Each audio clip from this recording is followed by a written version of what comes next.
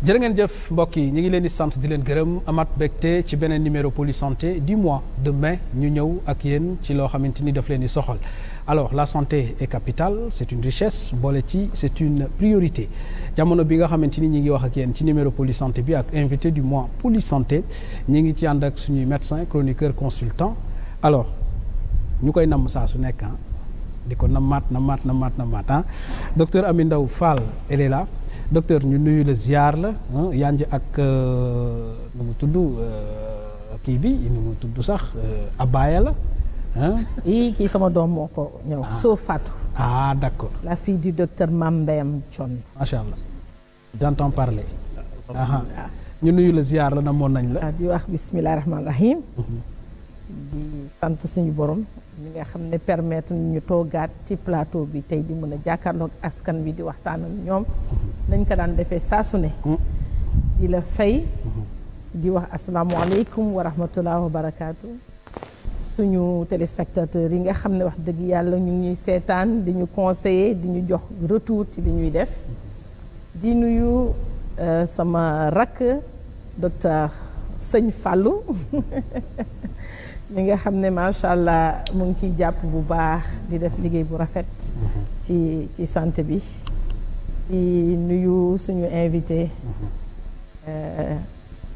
Farba Lamine Sall mi nga xam ne macha allah xam-xamam màcc na ci système santé bi liggéey na ci lu bari di économiste de la santé waaye nag man di sama mag bopp ndax sama doomu papa la di sama xarit ba pare di sama jëkkër ndax soxnaam sama promotionnaire la sama xarit la maa ngi koy nuyu au passage ndax sori na Sénégal fi mu ne nii docteur Diayatou Sow d'accord Sall mi ngoog ayca leer na li nëbbu feeñ na docteur mel na nii dañ ko doon nëbbu waaye feeñal na suñu invité mi ngi noonu docteur Serigne Falilou Samb moom it ñu ziar ko nuyu ko docteur ñu ngi lay bàyyi nga nuyu ak suñu téléspectateur ñu ngi lay ziar di la sant di la nuyu Sénégal yi nga xam ne ñoom ubbi seen i kër tey pour ñu seetaan di nuyu ma grande sœur Amy comme d'habitude ci pertinence am ak ci vraiment ouverture d'esprit ñu nuyu aussi suñu gan suñu invité nga xam ne moom dans le système sanitaire ñëpp ko xam mu am ak ñëpp jàmm di borom xam-xam boo xam ne vraiment xam-xamam màcc na lool ci li nga xam ne mu la spécialisé muy économie de la santé fii ci Sénégal OMS ba ci bitim réew fépp mu nekk un expert connu et reconnu ñu yaakaar ne tey li ñu fi wax yëpp dina am njëriñ dinañ ci mën xelli loo xam ne askanu Sénégal dina ko mën jëriñoo incha allah d'accord mi ngi noonu kon le décor est campé alors l'invité de marque de votre émission Poli Santé du mois de mai mi ngi noonu docteur Farba Lamine Sall am na nag sànq yu ñu doon waxante mi ngi may wax naan ma dafa am benn binôme benn seex est-ce que du ci couloir yi moom nga doon dajeel ak yooyu man ko baax na grand bàyyil comme yow ñun dañ la admiré woon nañ la bàyyil ba ñu toog ci plateau bi bu ko defee ñu mën a waxtaan tuuti alors donc spécialiste le senior en gouvernance financement de la santé et renforcement des systèmes de santé maîtrise en sciences économiques docteur en économie de la santé de l'université Jean Moulin à Lyon ancien directeur de l'hôpital de Ourossogui Saint-Louis Le Dantec et du centre de traumatologie et d'orthopédie premier directeur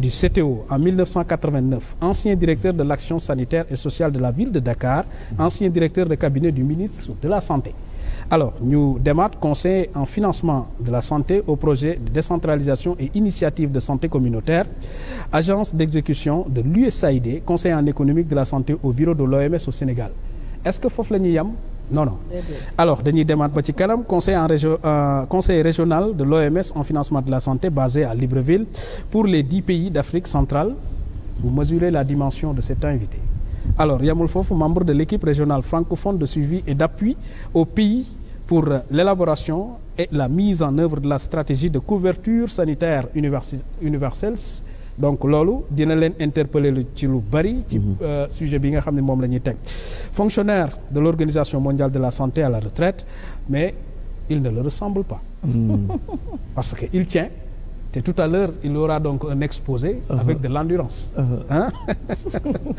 alors ancien membre du collège des économistes de la santé de France membre de l'association africaine d'économie et de politique de santé ancien enseignant à l'Institut Santé et Développement ISET de la faculté de médecine, de pharmacie et d'odontologie de l'université Cheikh Anta Diop de Dakar, enseignant au département d'économie de la santé au CESAC, enseignant au département de la santé publique de l'Université libre de Belgique, ancien enfant de troupe du Britannique militaire de Saint-Louis, commandeur dans l'ordre national du Lion.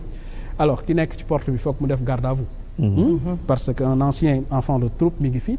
Il me fait aussi aimer l'économie de la santé. Je vais inscrire ci filière boobu noonu pour xool. Il se nomme, comme je l'ai dit tout à l'heure, docteur Farba Lamine Sall mooy suñu invité du mois Polysanté. Docteur ñu nuyu la ziar la bàyyi la tout de suite à l'exposé. Voilà. Merci Moussa maa ngi leen di nuyu sa ñaari collaborateurs yi nga nekkal donc docteur Lamine Ndao ak docteur Fallou Samb ñuy samay xarit di samay rak ma seq ak ñoom lu bare wax nañ ko di nuyu seen téléspectateurs yëpp te di reprendre comme ni Fallou wax di ñaan li ñu fi weccoo échange yi fi am mu am njëriñ ci ñi ñuy déglu ñu nekk ci sujet boo xam ne dafa am importance lool parce que bu ñu waxee couverture sanitaire universelle dañu wax li nga xam ne moo safal waa dëkk bi yëpp foog naa feebar faju naka la ñu mën a fexe ba ku feebar faju ci réew mi parce que tey jii suñuy wax dëgg rek ci yi jafe ci réew mi malgré effort yi am yëpp c'est incontestable kenn mënu ko nier malgré effort yi am yëpp feebar yombul ci réew mi et loolu du fii rek ci àddina bi yëpp la parce que suñu fàttalikoo soins de santé primaire li ñu sumboon 78 mooy la santé pour tous en l'an 2000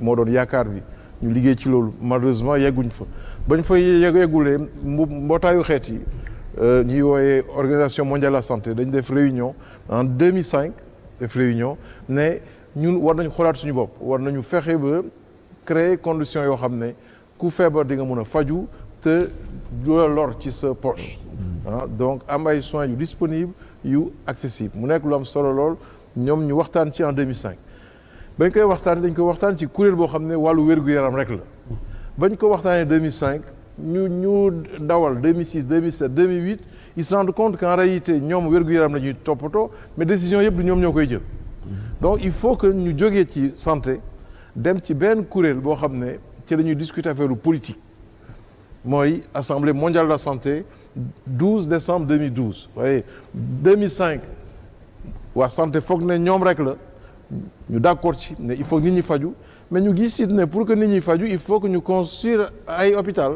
il faut que ñu construire ay postes de santé il faut que ñu recruter ay personnel mais ñooñu dañ leen di fay fu ñu leen di fay recette état moo leen di fay donc il faut que douane liggéey bu baax il faut que trésor liggéey bu baax il faut que impôt liggéey bu baax pour que recette am bu recette amee ci arbitrage yu ñuy def ñu jox ci waa santé lu tax ñu recruter personnel jënd garab construire donc ils se rendent compte qu'en réalité waxtaanu waa kër docteur rek mënul régler affaire bi donc il faut que ñu ñëw fii aw fii lenn moo fi am mooy le pouvoir politique et donc ñu gis ne suñu bëggee ñëpp faju décision politique lay doon day nekk loo xam ne ñi ñu jiitu dañ koy gëm ko dox ko parce que da nekk dox boo xam ne du jeex wàllu wér-gu-yaram nag moo mel noonu ak loo ci munti def dina des toujours lu ñu war a def kooku moom dañ ciy d'accord dès le départ et donc ñu xam aussi ne pourquoi ñu mun koo discuter foofu parce que ñëpp jàpp nañ ne bu nit ñi wéerulee mais du ñu mun a def koom-koom donc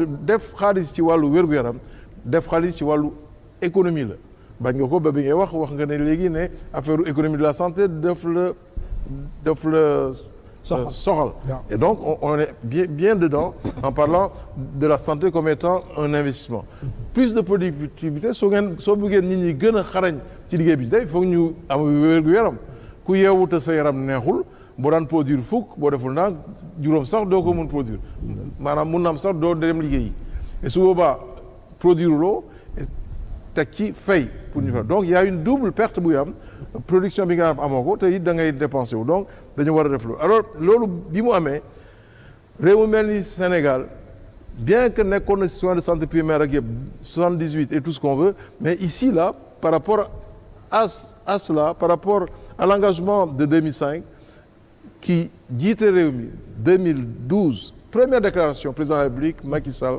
première déclaration mu ne dafa bëgg yóbbu réew mi ci couverture maladie universelle loolu la wax mais en fait soo xoolee bu baax couverture sanitaire universelle la bëggoon wax parce que loolu dañ ko gis après buy lancer programme bi en septembre contenu bi couverture sanitaire universelle la mais kooku dinañ ci ñëwaat léegi alors lii daal suñu xel mooy que autorités yu bees yi ñoom it dañ ko réaffirmer ne ñoom couverture sanitaire universelle ñoom amul juum dañ dem directement ci couverture sanitaire universelle ils ont appris de ce qui s'était passé avant et c'est cela l'intelligence aussi alors lan lañ bëgg li ñu bëgg lenn la mooy que fépp foo nekk ci gox bi fépp foo nekk ci réew mi ñu mun la faj nga mun a fexe ba faju donc il est important que prestation bi am mais nit ñi mun cee jot parce que daf leen jege nit ñi aussi mun cee jot sans am ay difficultés financières c'est ça la définition de la CSU et donc li ñu bëgg mooy que ñëpp yem ci mooy équité d'accès bi ñuy wax fii ñëpp yem ci dañu war a tool foo xam ne ku feebar waratul laaj ngay woo docteur Fallou wala Ami Ndaw wala man mii ne dama bëgg dem faju tey suba moo ci mujj léegi ñoo xam ne am nañ ñu fay léegi réew yi ñu ci bare soo xoolee bu baax discuter wu ñu fay xam nañ ne dañu war a fay te sax ñun suñu xoolee bu baax suñu aada suñu cosaan dafa am terme bu ci ne bam sens mooy weexal ça a du sens ça veut dire que lu ñu lay defal dafa am loo war a joxe en contrepartie donc maanaam daal li ñu bëgg mooy ñëpp faju la santé pour tous ok et loolu la ñu bëgg maintenant nag il faut ñu xool naka lañ koy doxalee ni ñu ko doxalee depuis 2012 mooy lii def nañ ci ay moyens c'est sûr parce que soo bëggee nekkin bi amélioré mais boo daan joxe fukk il faut nga joxe lu ëpp fukk munoo dëkk ci fukk ba pare ne da nga bëgg mu gën a baax ak luñ ko sakkanal quels que soient les gains d'efficience dina am lu manqué donc il faut nga yokk li leen joxe et malgré li ñu joxe on voit les résultats c'est vrai les résultats s'améliorent mais pas au rythme voulu exact et ça c'est très important ñu bañ di comparer suñu bopp ak yenn réew yi ñun potentiel bi ñu am waroon nañ romb fii ça c'est extrêmement important moi je supporte pas qu'on dise oui mais pourtant les autres attends les autres n'ont pas les mêmes avantages que nous avons les autres n'ont pas les mêmes difficultés ñun dañu am jàmm ak salaam ak richesse bi ëpp importance mooy les ressources humaines mooy première richesse d'une nation et kooku yàlla may nañu ci donc war nañu weesu fii alors li am mooy leen mooy que bi ñu ko lancé en 2013 encore une fois je vous ai dit le président en a parlé en 2012 en 2013 il le lance et quand il lance le programme en 2013 mu créé benn agence boo xam ne moo war a promouvoir wàllu assurance maladie chiffres yi ñu joxe 53% bi ngay gis fii ñu bind ko on peut dire que c'est important comme chiffre mais soo xoolee contenu bi en réalité amul importance loolu parce que 53% yi mooy bépp nit boo xam ne am nga contact ak l'agence on est dans un domaine boo xam ne da nga foog ne nii la def nga ci ay pas demoo da nga war a changer on n'est pas en religion on change n'est-ce pas donc ici il est important de voir que malgré effort yi ñu def yëpp kenn kontaanu du ñun les citoyens du ñiy faj parce que ñiy faj ñoo gën a frustrant encore du politiciens yi les décideurs parce que ñu ngi ciy def xaalis mais xaalis bi ñu ciy def dafa néew boobu mënul jur li ñu yaakaar finalement soo xoolee bu baax soo fekkee ne da nga joxe xaalis boo xam ne matul yàq xaalis la sooy joxe da ngay joxe lu mat boo joxee lu mat nga am ci lu ëpp peut-être li ñu ci yaakaaroon mais léegi néew na lool alors donc ñun ñu jàpp leen parce que réew mi dafa am chance extraordinaire et ça c'est dans la vie de toutes les nations l'alternance c'est une opportunité pour faire des réformes or couverture sanitaire universelle suñu buggee ñëpp faju il faut ñu changer réforme mooy loolu changer def nañu nii foogoon nañ ne nii la góorgóorlu mais malgré tout jurul mais duñ ci continuer dañuy changer et changer bi li ko gën a yombal mooy que njiit yu bees yi dañ ko bind ci projet bi moi je suis pas allé chercher loin dama jël projet bi taf ko ne lii lañu wax couverture sanitaire universelle mais ñun loolu lañ bëgg mooy ku ne mun feebar et ñoom bi ñu ko bindee dafa am lu tax ñu am ci yaakaar lu tax ñu am ci yaakaar mooy lii bi ñu nekkee ministère de la santé ba léegi te yàlla xam na ne xaw nañu fa yàgg tuuti n'est-ce pas Fallou bi ñu fa nekkee ba léegi musuñu gis ci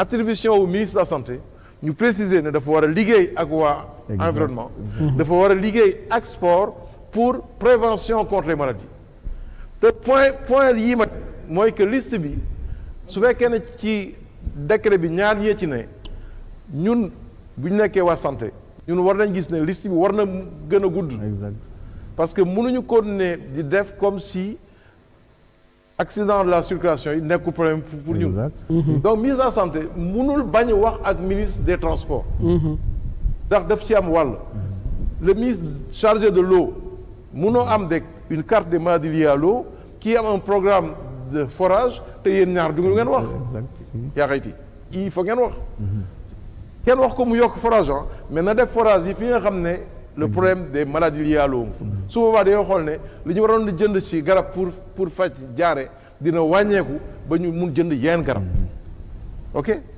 donc ça c'est un point très important et kii lan lay convoqué lii mooy multisectorialité ministère de la santé moom lañ dégg wér-gu-yaram mais ministère de la santé war na xam ne wér-gu-yaram ci réew mi du moom rek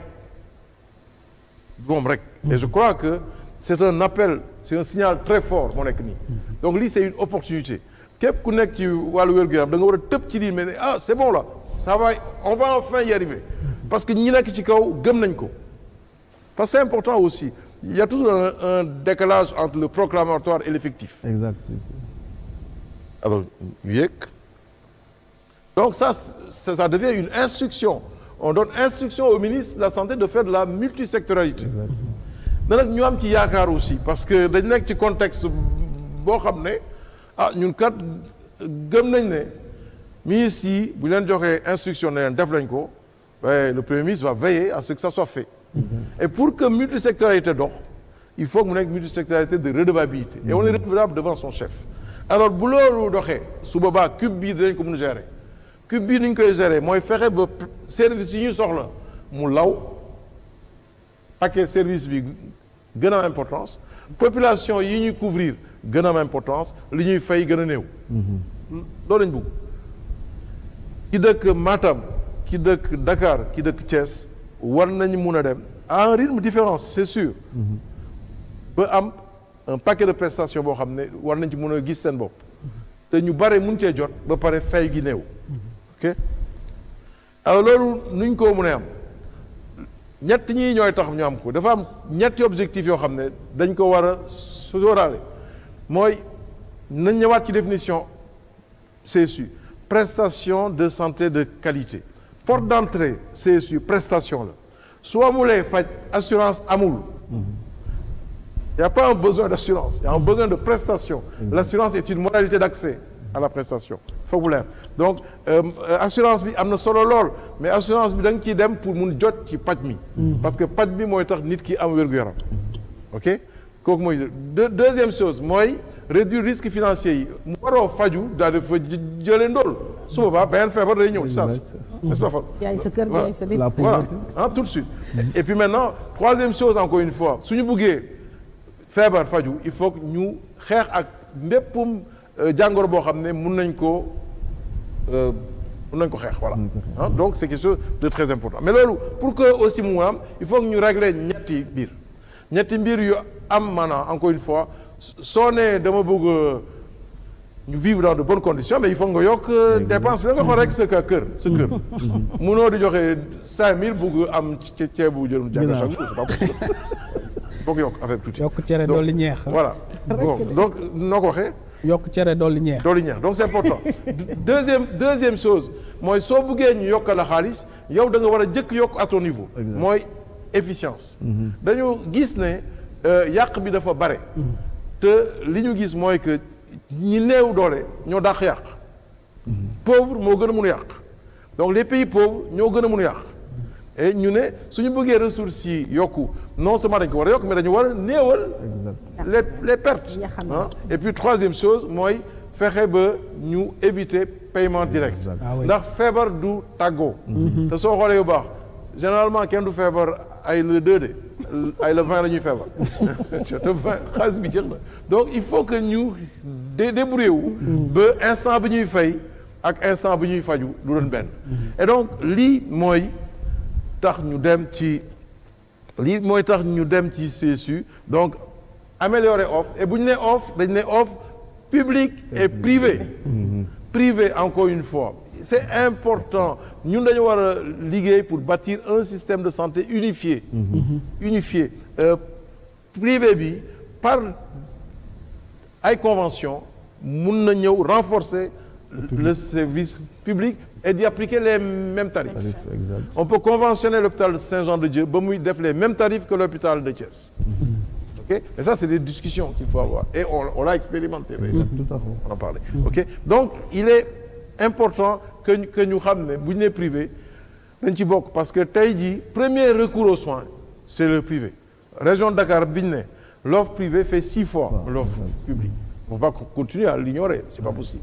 Hein, on va travailler à faire que ça soit un ensemble cohérent, soutenu par des subventions, mais régulièrement subventionné. C'est extrêmement important. Parce que boo nee nit ki mun nga dem faju chez docteur Samb, mais ça veut dire que docteur Samb ni muy faje yoon la. Parce que moom xamu ci dara. Donc tu dois le superviser. Exact. Loolu mooy justifier subvention bi nga koy jox. Fii aussi ñu war a def ay dispositifs pour fexe ba kenn du faj moment bi ngay fay donc affaire mutuelle de santé affaire assurance maladie mu nekk loo xam ne dafa war a nekk lu obligatoire. Lii mooy li ñu naan comment dirais-je encore action sur les déterminants. Donc lépp loo xam ne dafa dépendre ci d'autres secteurs di influer négativement ou positivement ci wàllu santé war nañ ko xool. Négativement mooy ay accident mooy les maladies liées à l'eau mais positivement ministère des forces armées qui produit des sages-femmes militaires mais da ngay wax ak moom. Les sages-femmes militaires tu en affectes 60 dans les zones reculées dañuy dem. On a besoin d'infirmiers anesthésistes. On passe commande. Le ministère des forces armées produit 47 infirmiers anesthésistes. Les blocs sous day fonctionner. Exact. C'est comme ça que ça va marcher. Il n'y a pas qu'un ministère. Non, c'est un appel au travail en synergie. Comment y arriver donc? Je l'ai dit, maa ngi koy wax léegi bi ñu waajal réunion bi Sénégal moo am ci réew Afrique francophonie stratégie de financement de la santé pour dem couverture universelle bu Sénégal bu baax la boobu je crois que mun naa ci wax parce que ci équipe francophone bi doon appuyer pays ci équipe boobu laa bokkoon et c'est pas parce que je suis sénégalais que je le dis non parce que li may wax ñeen dañ ma seetaan je dois pas dire n'importe quoi. Et donc fii dafa nekk loo xam ne ñun dañ ci war a liggéey améliorer la prestation focus sur dépistage prévention et promotion de la santé et je reviendrai là-dessus fexe ba am un paquet de prestations réviser la carte sanitaire dañ koy xoolaat mais en tenant compte des schémas régionaux ni ngay traiter Dakar ak ni ngay traiter Tamba mënu nekk benn si tu appliques les mêmes normes tu n'auras pas de médecin à Tamba parce que la densité n'est pas la même. Donc il faut cette différence qui n'est qu'une différence de promotion de l'équité et le Sénégal a des instruments incroyables un pays qui a une direction de l'équité territoriale mais c'est énorme. C'est énorme. Quand tu vois tu dis mais ces gens-là ils vont y arriver mais il faut que ñëpp gëm ko surtout ñu nekk ci kaw ñu gëm ko. Assurer une contrepartie lii nekk lu am solo aussi mooy il faut que ñu fay kenn toppatoo nag kan mooy fay mais il faut que ñu fay. Su ñu bëggee am lii tax CSU mooy prestation de santé disponible de façon continue il faut qu'à chaque prestation corresponde une contrepartie financière. Soo bëggee añ suba foog nga joxe ceebu suba. Et là c'est la même chose. Protection des populations contre les risques ça on l'a dit assurance obligatoire. L'agence de la CSU ñi suivre actualité gis nañ ne am na réforme bu fa ne réforme bi am na solo lool mais dañ ci ñëwaat mun nañ ko gën a ñoŋal parce que ni mu nekk nii dañu confondre un peu CSU ak assurance maladie. Or CSU ëpp na assurance maladie. Assurance maladie am na ci importance lool mais du moom rek. Encore une fois soo amul prestation. amoo assurance maladie.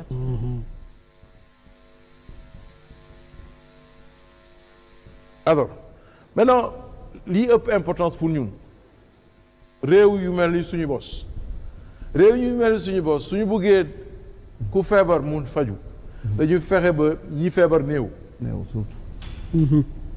Fii bu ñu nee droit à la santé dinaa ko waxaat léegi dinañ gis ne du droit pour feebar faju c'est droit bañ feebar. D'abord loolu nit ñi revendiquer nit ñi bëgguñ feebar. Et suñu xoolee bu baax yii mooy déterminer santé waaye mode de vie. mode de vie gis ngeen sànq ba léegi sama exemple yëpp lekk la. ça risque de se retourner contre moi. voilà ça risque de se retourner. ngi ni toog de. ça risque de se retourner contre moi. donc bii daf ci am solo lool et soo xoolee ba système de santé 11% rek la ci. rek la ci. li ci bare ñaar ñii la ñaar ñii mode de vie et environnement waaye on est déjà à 62%. exact largement majoritaire. ok donc dafa nekk yoo xam ne ñun mun nañ ci am ay action bii it mun nañ ci am action lool c'est sûr mais il faut pas qu'on se trompe en croyant que lépp fii la si on veut faire en sorte que tout malade soit pris en charge ben il faut limiter le nombre de malades c'est aussi simple que ça et nous avons les moyens de limiter le nombre de malades en jouant sur ces dimensions multisectorielles que l'on voyait déjà annoncées dans les attributions du ministre de la Santé et maintenant il appartient au ministère de voir les autres causes. Le transport, j'en ai parlé. Vous voyez, il y a un phénomène qui se développe au Sénégal qui est extrêmement dangereux, le phénomène des motos. Jakarta. Moi, j'ai vu en Afrique centrale, à Bangui, à Kinshasa, 4 à 5 sur une moto. Mais quand ils tombent, ils sont morts. 4 à 5 sur une moto et la moto a été transformée. Le centre de gravité a bougé. Donc, loolu yëpp dafa nekk insécurité. Léegi da ngay gis ñetti nit ñett man commencé naa ko gis ñett ci kaw moto kenn solul casque. ñett et loolu dañ ko war a xeex te fi li tax mu doy waar fii Jakarta yi nekk di xaar client alkaati yi baa ngi taxaw. gendarme baa ngi taxaw. donc à la limite ñun dañu néewal. après accident am ñu ñëw di jooy ne nit ki gaañu na alors qu'on a vu faire donc il fallait l'éviter donc bii dafa nekk une dimension extrêmement importante sur la couverture sanitaire universelle la reconnaissance des départements qui ont un rôle à jouer ci doxin bi ñu war a doxee ku ci ne ñu jox la benn cahier des charges nga am ses responsabilités ñu bind ko et responsabilités suñ ko bindee mooy tax ñu am lii mooy tax ñu am cette multisectorialité de redevabilité et encore une fois on est redevable devant son chef te nag dafa am loo xam ne on a parlé d'alternance politique donc on est obligé de parler de faits politiques on a la chance d'avoir un premier ministre très fort un premier ministre très fort et à même de garantir une multisectorialité de redevabilité parce qu'en réalité la clé du succès c'est bien ça lii mooy la clé du succès multisectoriel et ça c'est un premier ministre fort qui peut nous arriver à ça donc le défi aujourd'hui c'est quoi il faut qu'on crée un comité de pilotage présidé par le premier ministre pour garantir que chaque département ministériel à qui on aura reconnu une responsabilité dans l'avancée vers la CSU dina def li ko war te kooku day nekk premier ministre bu am doole te jamono ji la loolu la ñu am et loolu c'est une opportunité moi je suis en train de parler d'opportunité pour un secteur pour une raison très simple c'est un domaine boo xam ne soo ciy wax da nga koy wax sa bopp parce que bu faj yombee si ñëpp day yomb ci man mii donc lépp luy tax ba faj yomb ci dëkk bi dañ ko war a tegtal parce que nit ñi dañ foog ne ministère de la santé dañ koy régler du foofu solution bi du foofu am na fa importance lool c'est sûr am na rôle bu mu ci jouer lool c'est sûr mais suñ ko bàyyee moom rek dafay nekk di gérer les conséquences des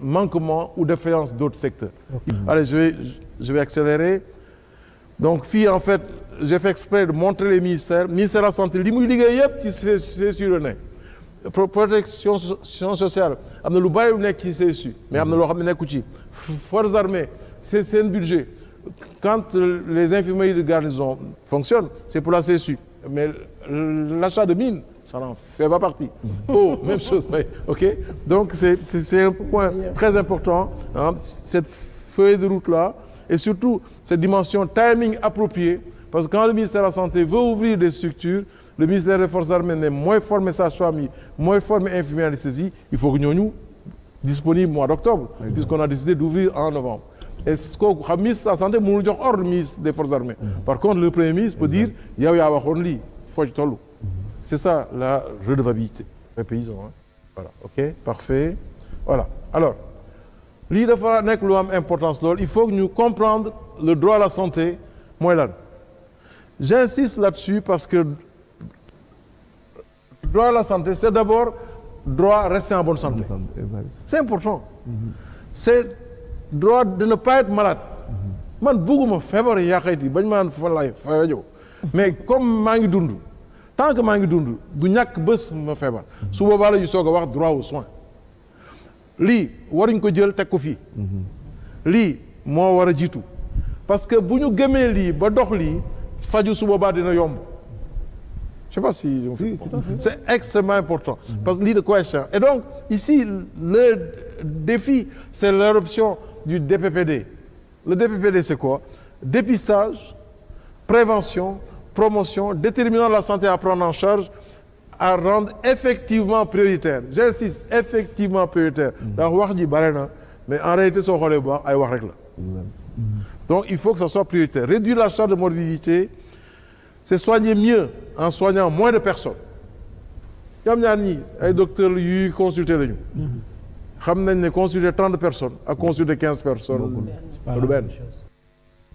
Alors 7 points très très importants, gouvernance dans plusieurs domaines et ça c'est il faut améliorer la gouvernance et améliorer la gouvernance c'est l'intégration du secteur privé, c'est la définition des normes, c'est les supervisions, c'est garantir que la qualité existe à tous les niveaux. Mais ça, il faut superviser. Il n'y a pas un autre moyen de le faire. Ceci aussi est extrêmement important, bâtir des partenariats avec les autres. Moi, je me rappelle au niveau de Kilo Gorée, au niveau de l'île de Gorée, quand Lord de Malte, avec le Jean-Alfred Diallo, a voulu construire le centre de santé, la ville de Dakar avait juste un poste. Le maire de l'époque, Mamadou Diop, a dit, tiens, ils sont disposés à le faire, on les accompagne. C'est du privé à but non lucratif. Ça a sauvé énormément. Aujourd'hui, le centre y est. C'est du partenariat. Donc, ça, je l'ai dit, la supervision, le tableau de bord. Alors, perspective immédiate pour man jàpp naa ne tey jii ñu ngi wax ne am nañ stratégie boo xam ne 2017-2022 lañ ko bindoon mais dañ ko doxalul ni mu war a doxee parce que pièce bi ci ëppoon importance comité de pilotage présidé par le Premier ministre musul taxaw dafa mel ni dama jënd Mercedes mais moteur bi kenn livré gu ma ko ba léegi xam nga oto boobu mënul daw c'est exactement ça. Faire mettre en place le comité national de pilotage, ça c'est extrêmement important. Améliorer le financement de la santé. Tey jii, en 2024, le budget du ministère de la Santé est de 4,17%. Par rapport au budget national. Par rapport au budget national. Moins de 5%. Non, c'est pas possible. Il faut que ñu yokk xaalis bi pour que besoin yu ñu am, ambition bi ñu am, parce que c'est une ambition. Il faut donner les moyens de ces ambitions. Et donc ça, c'est un point extrêmement important. Opérer de véritables changements dans la gouvernance sanitaire au niveau de la base, par l'approfondissement de la décentralisation, le positionnement des soins de santé primaire comme priorité démontrée. J'insiste, je parle d'effectivité, priorité démontrée. Des fois, on dit c'est la priorité, mais en réalité, quand tu vois la distribution des ressources, ce n'est pas la priorité. Okay? Conclusion, important de comprendre que le ministère de la Santé est responsable de la maladie, c'est sûr, mais co-gère la santé. Feebar fii lañ koy fajee mais bañ feebar ñëpp ci war a jàpp. J'ai choisi cette image pour conclure pour dire tout simplement que dafa nekk mbir moo xam ne du jeex mukk wax naa ko bi ñuy commencé wàllu wér-gu-yaram moo mel noonu loo ci def rek am na lu des loo ci war a te pourquoi ma choisi image bi aussi xam nga ni dama wax réforme léegi benn liir moo dee liir nouveau-né liir moo dee ñu changer carte sanitaire bi dégg ngeen wax yu baax benn liir moo dee le président de la République s'est engagé à ce qu'aucun Français ne vive à plus de président mu ne du amati tubaab boo xam ne fi mu nekk ak fa ñuy fajoo ëpp na 30 minutes pour nga yegg fa il a défini une nouvelle norme. Exact. Il a changé la carte sanitaire. waxuma fukk de benn waxuma sax mag bébé benn bébé moo dee rek ñu changé c'est important. mais yàlla nañ fa yegg. amiin. voilà.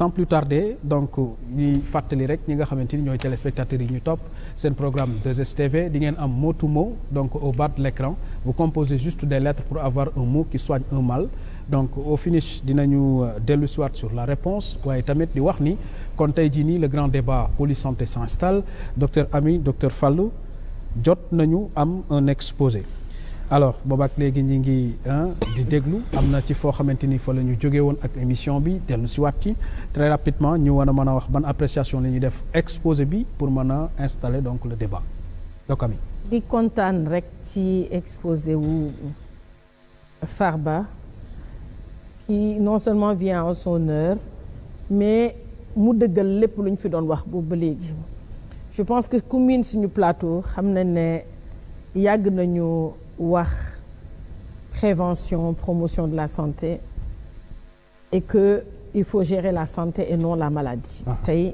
leeral na ko et je pense que ba ñuy conclure suñu dernière émission avant bi on a interpellé les autorités de santé en leur disant ñaari affaire rek leen ñaan nañu fexe ba seen responsabilité ak seen engagement mooy naka la ñuy def ba nga xam ne dinañ protéger suñu capital santé naka la ñuy def ba nit ñi duñu feebar ma ne deuxième point bi li ñu leen di laaj mooy nañu fexe ba ku feebar mu mun a faju sans s'appauvrir c'est exactement loolu la ñu conclure woon tey moom la Farba leeral toj won ñu ne lu mën a nekk la ñu ngi ci yoon bi won ñu ne on a une opportunité dañu toll foo xam ne tey ak une alternance boo xamante ne wax nañ ñoom la ñu namm ci santé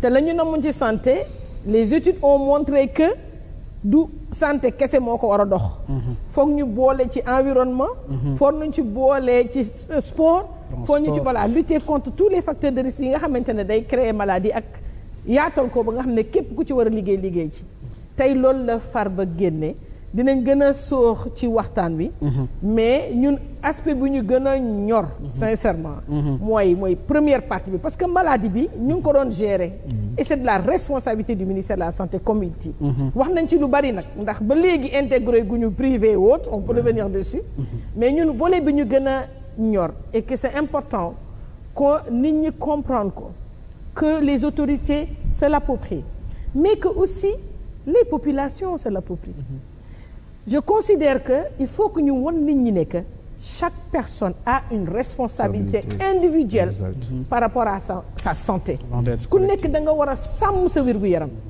ku nekk da nga war a sàmm sa capital santé et ku nekk da nga war a fagaru mooy mutuelle yeeg assurance yi bu ëllëgee boo feebaree mu am lu la mën a dimbali parce que prévoir woon nga ko bañ a jël lépp loo amoon nga def ko ci paj mi mu jeex donc Farba man li ma koy laaj mooy ce volet là naka la ñuy def ba développer ces deux aspects là comment faire comprendre à la population que le capital humain et santé est fondamental naka la ñu leen di ñaaxee les mettre dans une dynamique parce qu'en fait c'est une politique c'est un engagement fort des autorités qui peut créer cette dynamique là yaakaar am na parce que ils ont posé quand même des actes très clairs qui montrent que war nañu dem vers cela et comment impliquer tous les acteurs en dehors du secteur de la santé et on s'est rendu compte 40% viennent de l'extérieur et pas du système de santé lui-même donc yooyu laa bëggoon vraiment ñu gën ci sóor d'accord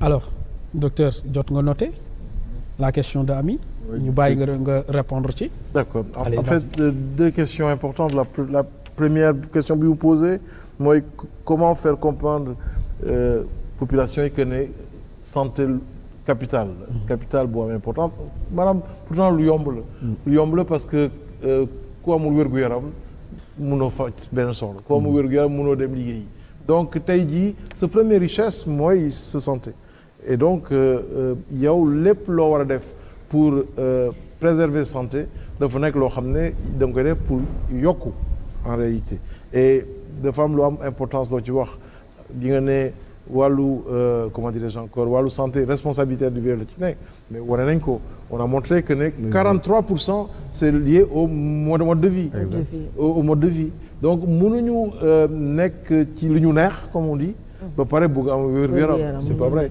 ah mënoo encore une fois lekk li gën a niin lekk lu sucré te bi nga gëjee def sport kenn xamul kañ la doo dox doo ñax mais loolu yëpp mënul ànd ak wér-gu-yaram donc yow sa bopp yow yaay nekk premier danger pour sa bopp ah et mu nekk loo xam ne non seulement responsabilité individuelle la mais dañ ci war a def attention parce que suñuy doom dañuy xool da ngay gis ay xale yoo xam ne mais ni seen waajur yi lekk la ñuy lekkee ah et sport ba seen waajur yi daan def sax ñoom duñu ko def ñun bi ñu nekkee xale da nga daan jógee HLM dox ba ville mais léegi amatul à cause de la technologie. léegi amatul non jouer au football on faisait plein de choses mais léegi xale yi pratiquement du ñu sonn lool et dafa nekk loo xam ne am na importance donc retenir que non seulement c'est un capital mais ku ci ne yaa war a préserver ce capital yaa ko war a sàmm maintenant loo ko sàmm am na foo xam ne it di nga soxla nguur gi def ci loxoom parce que am na feebar yoo xam ne soo ko amee day jur li ñu naan externalité négative du yem ci yow rek day law balaal keneen donc état daf ci am responsabilité pour protéger ñëpp boobu mooy responsabilité bi ëpp important fexe ba nit ñi duñu feebar mais on ne rêve pas luñ ci pexe dina am ñu feebar ñooñu su boobaa ñu jëlee en charge ah maintenant benn point bi mu wax aussi mu am importance mooy naka lañ mun a fexe ba nit ñi bokk ci mutuelle yi fexe ba ñuy sóoraale feebar dafa nekk loo xam ne réew yi ko réussir yëpp dañu rendre assurance obligatoire mais fii soo waxee obligatoire léegi su ma génnee dañu ma ne da nga foog ne mën nañu def assurance par force du par force ni boo dee obligatoire dañu naan par force mais dafa ay dispositifs yoo xam ne dañ koy teg pour nga xam ne nit ñi dañ ciy jaar à la couleuvre xoolal par exemple tey jii te lii ma lay wax autorité bu mag waxtaan nañ ci mu ne mooy xam nga ne loolu mënul ne ci réew mi fii te ñëpp xam nañ ne léegi pour am permis de conduire dañuy xam sa groupe sanguin est-ce que dañ leen rafle yóbbu leen centre de transfusion du tout benn phrase la leen def et les gens sont allés chercher alors bi ma ko waxee ñu ne ma woy mais waa monde rural bi nag ça tombe bien d'ailleurs on parle de distribution de semences non dañ ne pour bénéficier des semences subventionnées parmi les pièces à fournir nga wane ne bokk nga ci assurance pour bénéficier que crédit yi famille xam nga famille dañu active ci yooyu pour bénéficier ci groupement yi da nga war a bokk ci mutuelle ndax bokk ci mutuelle moo tax ba soo feebaree lundi dem faju mardi te it li ngay fay dafay néew te doo toog lu yàgg ba prêt bi nga war a rembourser doo ko mun rembourser donc bénéfice rek moo ci ne et par tache d'huile di nga laal ñu bare parce qu'en réalité bu nekkul obligation nit ñi duñ ko def non pas que dañ ko bañ a def mais dañu am des arbitrages yu ñuy def xam nga wolof dafa wax lu wér du ci am du ci xam-xam kenn matlewul dépense obligatoire yi dépense yi farata moom ngay jëkk fay exact buñ ko ci boolewul da nga naan bon bu soobee yàlla na ñaan rek mun naa bañ feebar voilà dañ koy néewal et donc ici il faut que mu nekk loo xam ne day obligatoire mais pour que mu obligatoire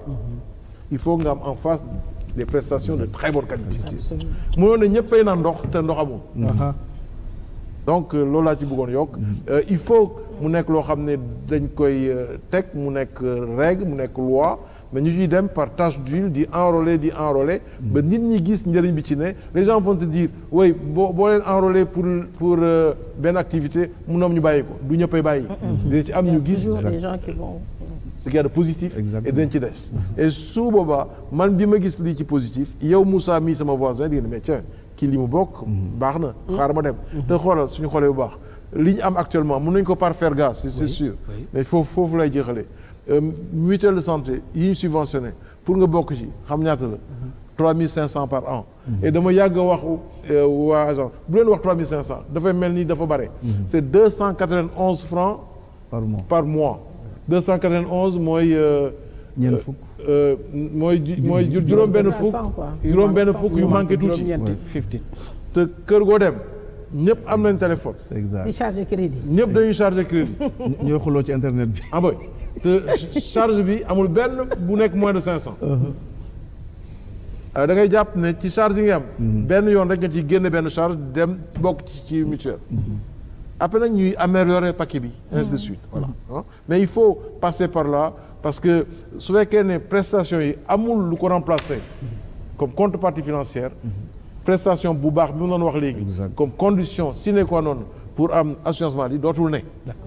loolu rek mooy sens du recouvrement des coûts. on veut que les intrants soient renouvelés et parmi les intrants il y a les ressources humaines. il faut que ñu fay leen. il y a les médicaments il faut qu'on les achète. la maintenance des équipements il faut moom xaalis. donc Fall. oui non c'est que li mu wax moom exposé bi leer na mais li am solo rek mooy comme que li mu wax dafa am solo mooy dañu am ay autorités yu bees. et je crois que on a vu des actes qui commencent à être dafa am na yoo xam ne gis nañ ay jéego yu nga xam ne tey. ñi ngànk réew mi commencé nañ ko dox ki ñu dénk santé bi commencé na ko def bon ñu commencé par féliciter d'abord son excellence le président Diomaye Faye Bassirou Diomaye Faye féliciter aussi le président Ousmane Sonko di aussi ñaanal di ndokkale aussi suñu ministre bu bees bi di ko ñaanal yàlla defal ko réussite monsieur Ibrahima Sy docteur Ibrahima Sy donc moom lañ dénk affaire bi ñun ñëpp nag ci lañ bokk il faut que ñëpp jàpp ci pour mu dox parce que ma ñaanal sama bopp jàmm te ñaanal ma ko ñeneen ñi mooy ñàkk jàmm parce que balaa sa jàmm di mat jàmm ñëpp mat donc dañu war a ñëpp ci war a dugal seen xam-xam dugal suñu loxo te ñaan mu réussir am nay jéego yoo xam ne jot nañ ko def te je crois que docteur Farba jaar na ci léegi mooy il faut ñu xam ne la santé n'est pas la maladie yàgg nañ ko wax ci plateau bi ministre bi dem na ci hôpitaux yi visiter ko c'est excellent mais dafa ba loolu erreur bu nga xam ne travers la yu nga xam ne ñi fi nekk yëpp depuis 64 ans nañ koy def dañuy jaawale santé ak maladie moom nekkul ministre de la maladie dafa nekk ministre de la santé et de l'action sociale donc dañu toll ci loo xam ne tey rupture bu ñu bëgg a wax tey man dafa jafe naa ne tey fi àdduna bi toll le ministre soxla lu muy dem ci hôpital pour am ay information parce que ministre su demee si hôpital bi d'abord problème lay indi mooy service dinañ taxaw ñëpp dinañ ko accueillir malade yaa ngi toog loolu du rôle am tey fii intelligence artificielle bi toll ministère war nañu am benn cellule wala benn centre bu nga xam ne moom mooy recueillir les données les informations en temps réel Farba wax na ko ministère de la santé dafa nekk ministère bu transversal tey war nañ xam à 18h ñaata consultation lañ def au Sénégal ñaata accidenté la ñaata accouchement ñaata lañ opéré fan la problème yi nekk parce que ay décisions yoo xam ne dañ ko war a jël ay projections yu ñu war a def la donc loolu da ko wax daf naa judd na ko rek ci exposé bi mooy le système d'information pose un problème réel au Sénégal on n'a pas des données fiables et je crois que défi ministre bu bees bi mooy tey ñu am ay données yu fiables données yoo xam ne day nekk données aussi privées comme des données publiques parce que boo amul ay données même boo amee algorithme xam nga ñu ngi wax ministère am nañu algorithme ñu ngi def ay dossier médical mais ça bu données yi fiable quand tu as les données tu as l'algorithme tu as les données qui ne sont pas fiables ton système est aveugle quand tu as l'algorithme alors que les données sont là le système est muet donc problème bi ñu am actuellement docteur mooy on a un système qui est aveugle et muet donc loolu la ñu war a njëkk a faj système bi moo feebar dañ koy faj ba pare mooy le système d'information le ministre n'a pas besoin d'aller vers les hôpitaux parce que la mu fa deful du ko fekk wax na ko sànq dem si hôpital bi pour ban njëriñ la man je ne vois pas quoi ça tu es ministre de la santé descend à Youssou Mbargane inopinément qu'est-ce que tu vas faire qu'est-ce que tu espères trouver mais rien du tout manque de personnel manque de logistique nga fay fekk alors que tey nañ jéem a développer sur un an on a d'excellents informaticiens il y a beaucoup de jeunes qui nous fréquentent qui font ça ñu am un système d'information en temps réel pour que le ministre en temps réel puisse prendre des décisions loolu benn la ñaareel bi mooy moom mission ministre de la santé Farba wax na ko sànq OMS moo ko définir état de bien-être physique mental et social loolu mooy ordre de mission bi donc c'est pas l'hôpital son rôle c'est d'inverser la pyramide ba nga xam ne ñii fréquente hôpitaux yi dañu war a néew wax na ko léegi c'est-à-dire que loolu suñu ko defee ba nga xam ne ñii kii dañu néew fexe ba nga xam ne nit ñi dañu mën a dund gu mucc ay gu yàgg loolu ñaar moo ko mën waral mooy sànq junñu na ko mais développé ko mooy hygiène ak prévention xam nga tey ministère de la santé dañ koy fàtte dañoo benn branche bu am solo mooy service d'hygiène kenn du leen tudd yaa ngi wax sànq ay peut-être gouverneurs yeeg militaires yi mais service d'hygiène mi ngi fa et service d'hygiène li gars yi xamul cadre yu gën a am solo ci santé fa lañ nekk y a des ingénieurs en hygiène y a des techniciens supérieurs en hygiène ces gens sont là on ne les utilise pas quand tu descends à l'aéroport tu vois des gens qui disent oui dañuy def mais ça c'est le rôle du service d'hygiène alors que le ministère de la santé a un bras armé soxla lu muy dem feneen bu ñu renforcer service d'hygiène bi hygiène wax nañ ne 43% de nos maladies c'est soit sont dues au période fécal ou au mauvais comportement te service d'hygiène war nañ mën a xool jaaykatu lekk yi ci dëkk bi fees fi dell li ñuy jaay lan la fi ñu koy jaayee fan la ki koy jaay kan la ki koy jaay war na am certificat au moins médical war na am fi ñu koy jaay certificat de salubrité. yooyu c'est une obligation. c'est une obligation. Deuxièmement bi prévention bi wax nga dëgg comportement yi parce que l'homme est génétique et environnement. ça mënoo nekk si benn dëkk ñu naan la ay faux médicaments pendant des années mënuñu ko régler y a des ay milieux yoo xam ne boo fa duggoon du ma tudd bëgguma tooñ. marché parallèle bi les faux médicaments et les médicaments de la rue problème la nga bëgg am système de santé bu baax.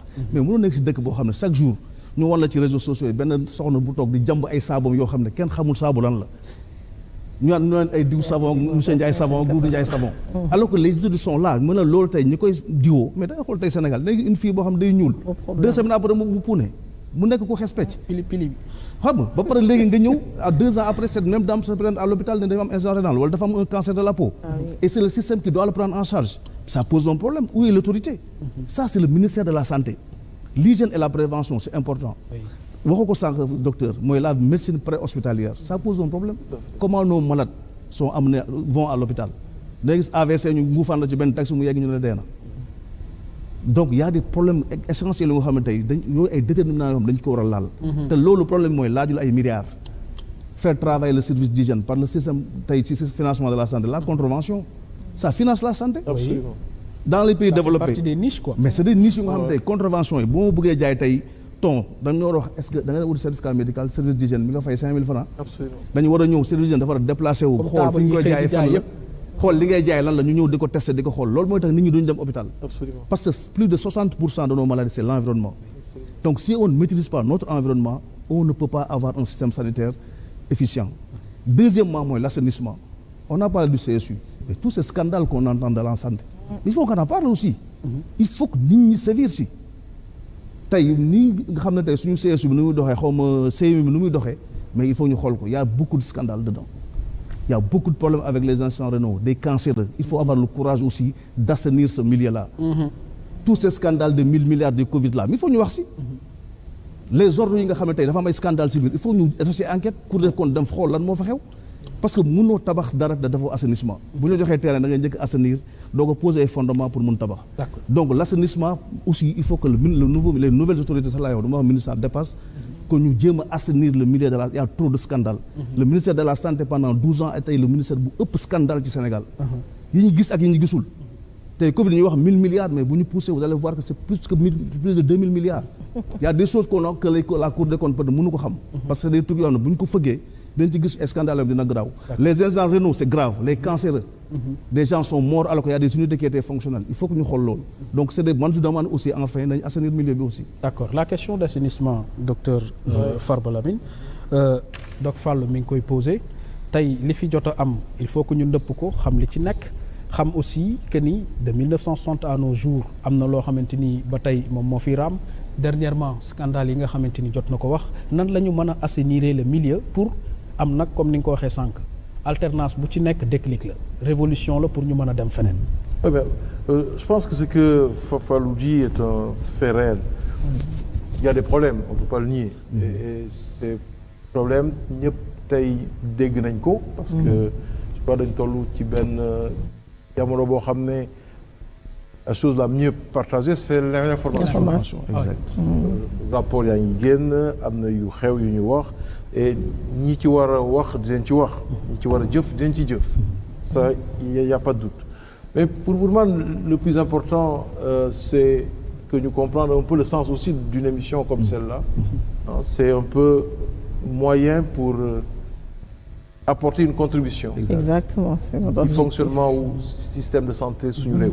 Ce qui a été toujours notre ligne éditoriale. Voilà. Vous voyez que faire des émissions constructives. c'est pour ça que sensibilisation, plaidoyer et recommandation. Voilà. Vous voyez que On partage toujours. Vous m'avez jamais invité, mais je soupçonnais que c'était pour ça. Parce que, et c'est Exactement ça. Et l'autre montant ça parce que moi je me dis toujours, système de santé, boo ci liggéey da nga am benn chance. Chance bi nga am mooy yow bokk nga ci li construire loo xam ne suba soo feebaree moo lay aar. Absolument. moo lay aar. Moi je dis toujours aux gens yi nekk ci système de santé arrêtez de me parler de potentiels malades. Amul vous êtes de futurs malades. C'est ça. Et comme vous êtes de futurs malades pour une fois soyez égoïste et d'un égoïsme positif. lan laa mun a def man ba aar sama bopp. Parce que lu lay aar rek moo may aar. C'est le même système de santé. amul système de santé pour gens et pauvres. Donc si man dama nekk système de santé dama war a def loo xam ne man su ma feebaree ma wóolu système bi ne dinañ ma faj du ma fa dugg di xalaat jëlee fa beneen jàngoro. ok donc bu ñu nekkee ci disposition boobu asuma ñun contribution daf ñu war. exact man contribuer woo pour Jean ou pour Paul. mais contribuer pour man et mes proches et mes amis et tous mes compatriotes. fexe ba parce que aussi liggéey naa ci yeneen réew. ci pas loin d'ici ñoo xam ne bu ñu feebaree man li may xeeb nii. ñoom mooy seen référence. fii la ñuy ñëw c'est la réalité. mooy seen référence donc ñun ku ci ne ak foo toll da nga war a être prêt def ay contributions. parce que il y en a qui aujourd'hui gèrent cette affaire mais dañ koy gérer pour ñëpp. exact te mënuñu xam lépp amul kenn xam lépp wax naa ko léegi bi ñu commencé du ci am du ci xam-xam kenn mëtlewul donc suñuy xalaat moom lañuy joxe alors te nag ñu am benn chance non seulement alternance bi chance la mais dañ tollu jamono bi may wax ni ci trimestre bi lañ toll pour écrire la deuxième stratégie pour aller à la session. Oui. Exactement. nii la tey c'est le 13 mai là. Tout à fait. On est dans le trimestre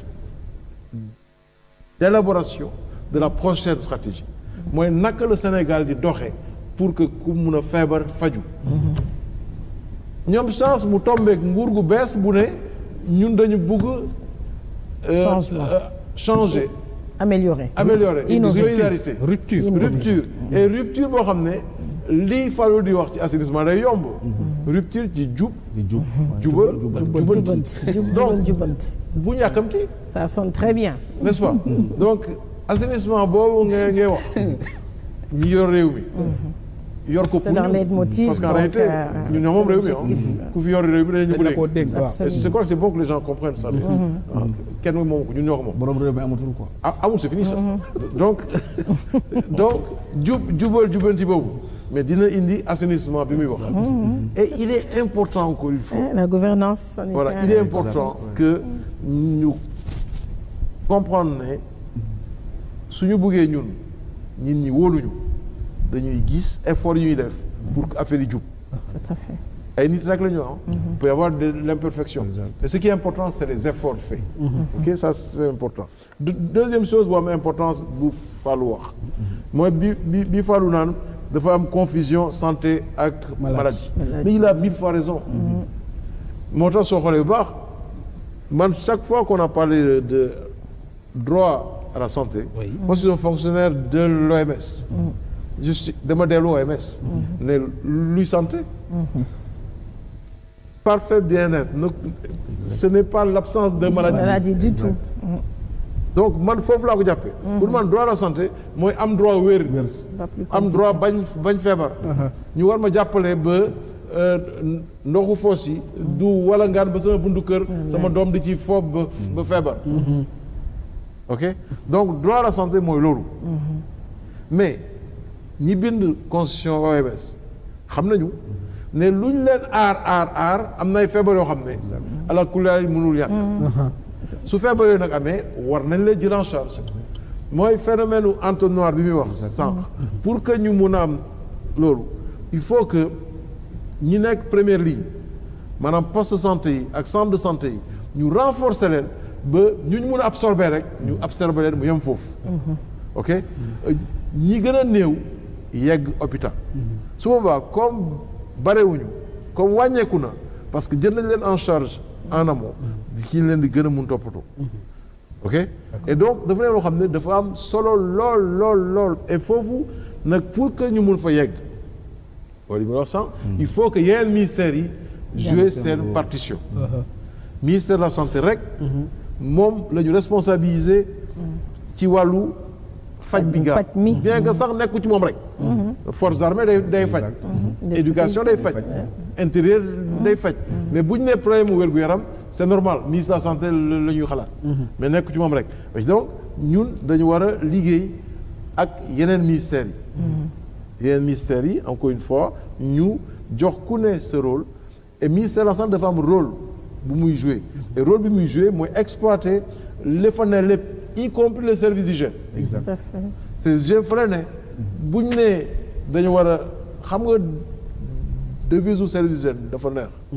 xeex tilim daan feebar. loolu mooy devise service d'hygiène. c'est un corps tellement magnifique. absolument xeex tilim daan feebar. mooy nañu fexe ba feebar du ñëw. am na solo loolu mooy mission service d'hygiène. il mérite que respect.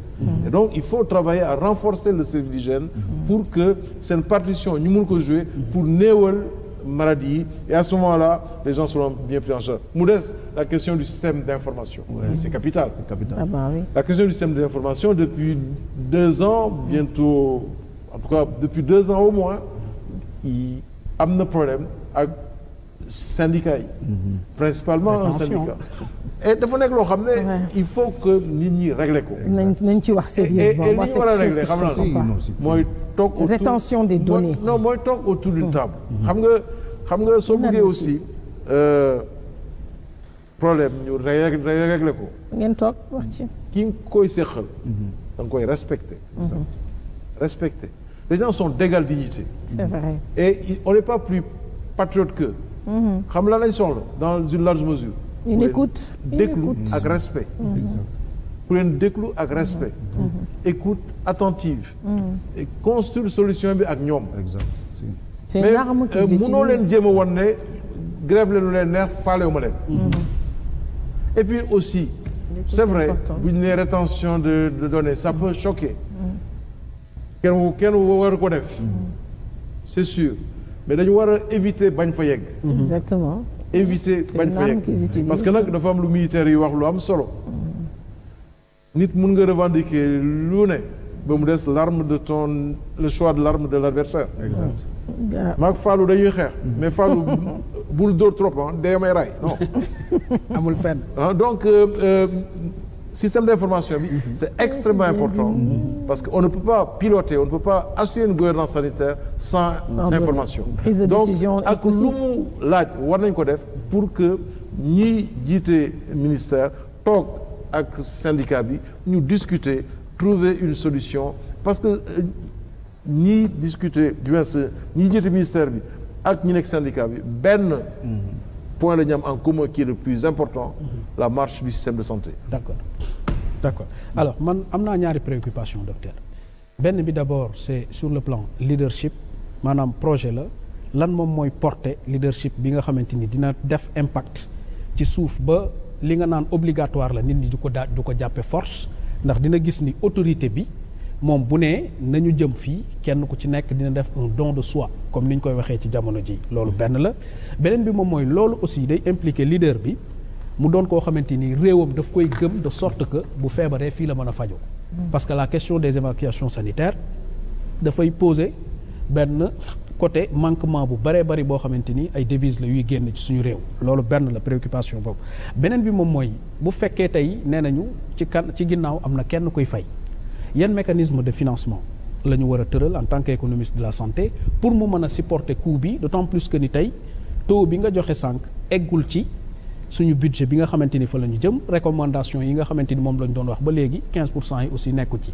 ñaari préoccupation yooyu la am. ok alors la question bi nga jëkk posé mooy question wu assurance maladie obligatoire. waaw ban leadership moo war a porter loolu nos autorités lan lañ war a wane parce que bu ñu feebaree ci réew moo xamante ni da nga ko fi bàyyi dem di faju ji bitim réew. maa ngi ñëw ci boobu. maa ngi ñëw ci boobu. première question bi moo am solo lool mooy nu ñuy fexe ba nit ñi gëm ñiy wax ak ñoom. pour mun a dugg dans un dispositif d'assurance maladie obligatoire.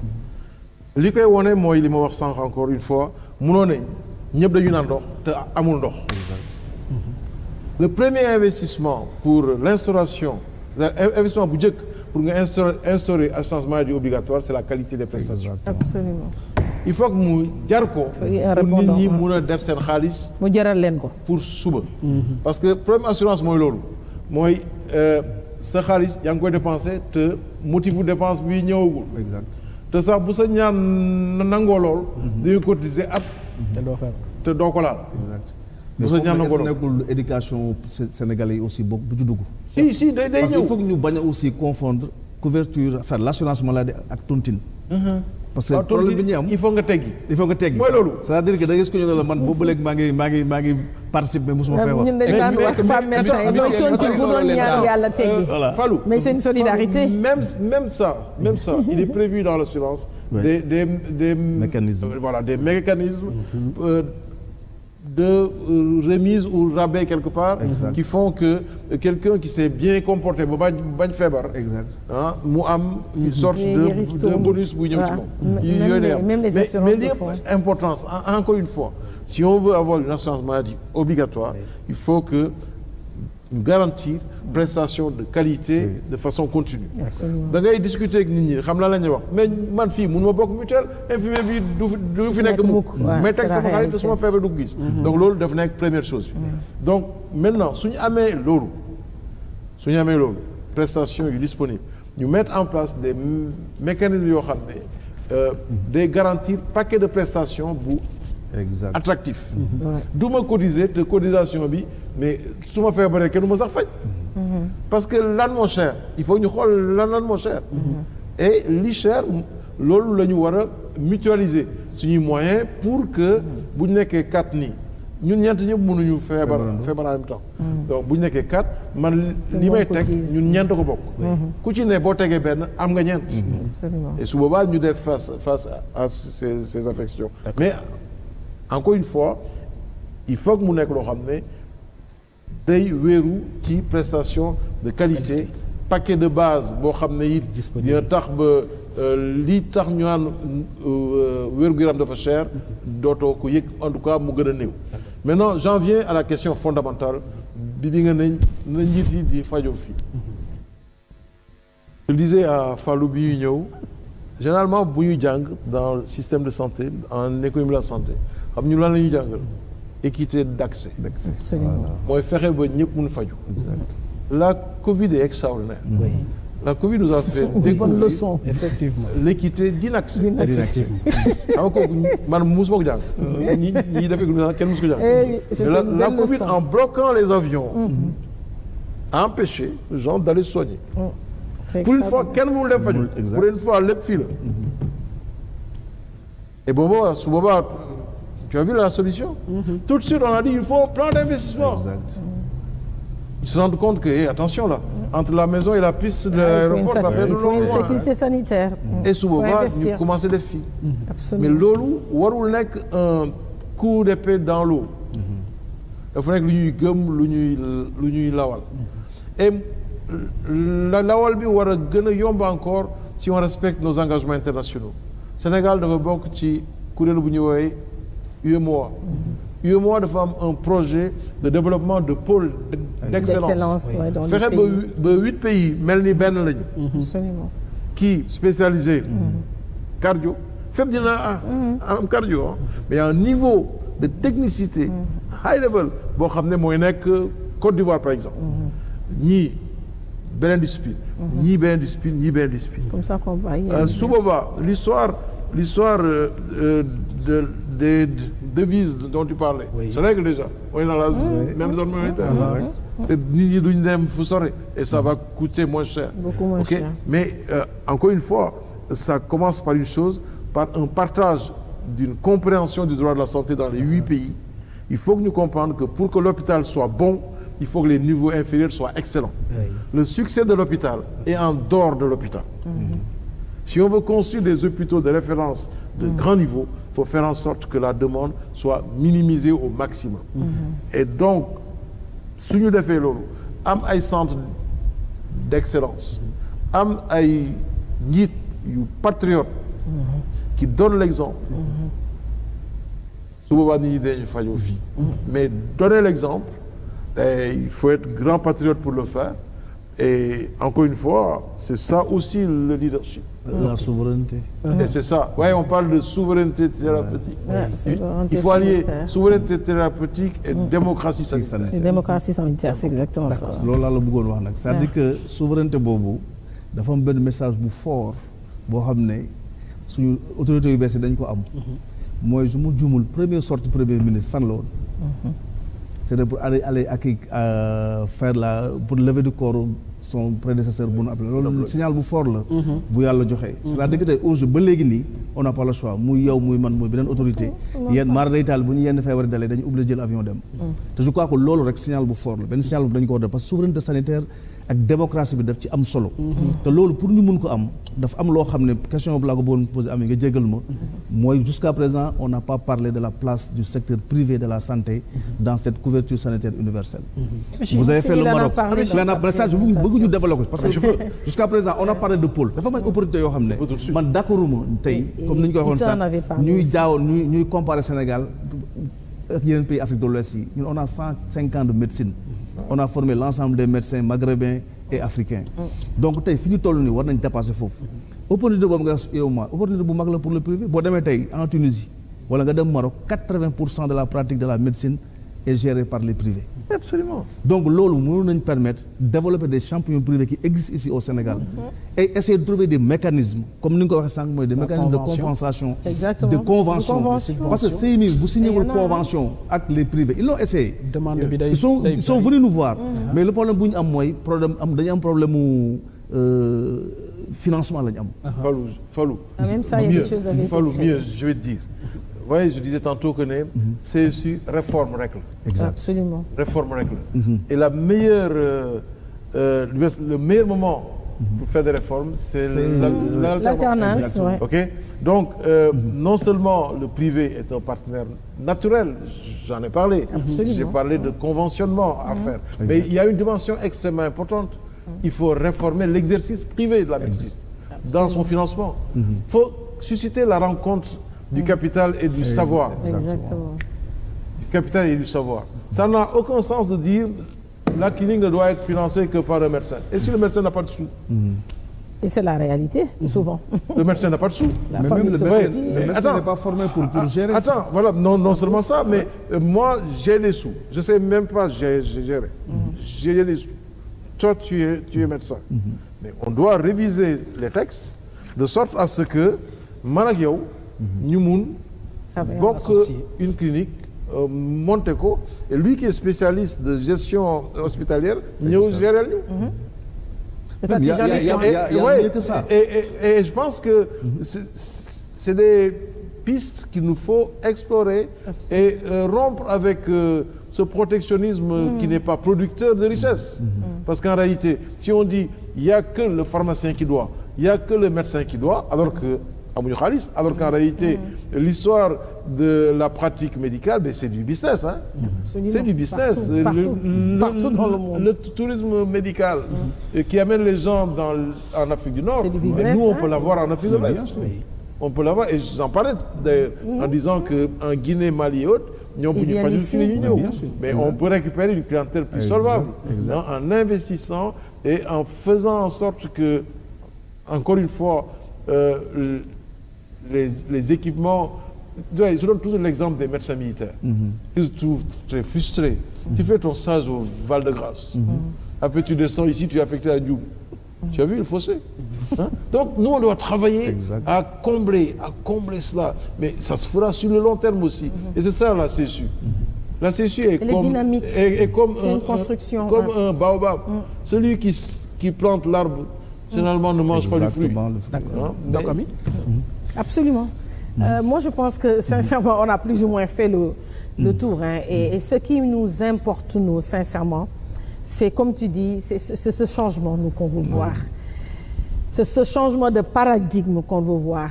On veut partir d'une étape à une autre. Énormément de choses ont été faites. Il faut le reconnaître. Absolument. Et le système de santé sénégalais n'est pas le moindre. Je le dis toujours, je travaille sur énormément de pays et je vois ce qui se passe dans d'autres pays. On ne veut pas trop faire de comparaison, mais en réalité, on est déjà sur le chemin. Ce qui nous manque, c'est une forte volonté politique. Comme Farba l'a dit, la santé, elle est politique, il faut le comprendre. Et la politique met des réformes, pose des lois. Parce qu'il a été démontré que les lois sont plus fortes que la sensibilisation en termes de changement de comportement. Et pour la santé, c'est un changement de comportement qui est nécessaire à tous les niveaux. Au niveau des populations, au niveau des soignants qui doivent se remettre en cause et au niveau des autorités. Moi, ce que j'aimerais, li ma bëggoon mooy que qu'on ait une dynamique commune d'avancement. Et je disais à Fallou, il me parlait du privé, ma ne ko Fallou, man dama gëm ne li nga bokk bul xaar ñu boole la ci. Tout à fait. Ouais. Et que comme on est dans une nouvelle dynamique, on est dans une opportunité, chaque corporation, en tout cas chaque secteur qui considère que am na lu mu war a apporter Oui. ci santé bi war na mun a toog liggéey ko def seen ay journées scientifiques sortir quelque chose et le proposer aux autorités. Affaire bi ñun ñëpp a ko bokk. man loolu laa gëm tey te dama yaakaar ne l'appel des autorités aujourd'hui c'est ça en réalité. Exactement. gis nga président ak lu mu bëgg ak lu mu yéene Sénégal benn nit dong la. Il faut que tout le monde soit autour de lui et qu'on avance ensemble. Chaque Sénégalais doit se remettre en question. Moi, je crois beaucoup à l'engagement et la responsabilité individuelle de chacun pour faire bouger les choses. Et la participation de tout le monde aussi pour faire bouger les choses. Le financement de la santé, aujourd'hui, ce sont les ménages. Hein? C'est ni le ministère, c'est ni les partenaires. Vous avez vu les chiffres? C'est clair. Oui. Donc, bu ñu ko bëggee renverser la tendance mooy que ñu koy financer mais muy loo xam ne day permettre mu am une organisation ba bés boo feebaree nga am loo fajoo que de prendre lépp loo am. Le système informel est le plus développé au Sénégal mais da ngay gis jigéen boo xam ne qui a un business qui fonctionne. Je prends juste une dame qui a sa boutique et qui vend sa marchandise di voyager di dem di ñëw. Elle a son capital, elle travaille. Wallahi Azim, il suffit qu'un membre de sa famille tombe malade pour que son business périclite. La mu amoon yëpp lay fajoo parce que amul assurance prévoir ko foofu laay waxee. bu ñu buggee jàppale dëkk bi avancé. ñun santé la ñuy wax mooy suñu domaine ku nekk li nga xam ngay wax mais c'est valable pour tous les domaines. Il faut un sursaut national. Il faut qu'on se dise dañu bugg suñu dëkk bi dox te Sénégal dëkk bu ndaw la. Yàlla baaxee ñu lu bari.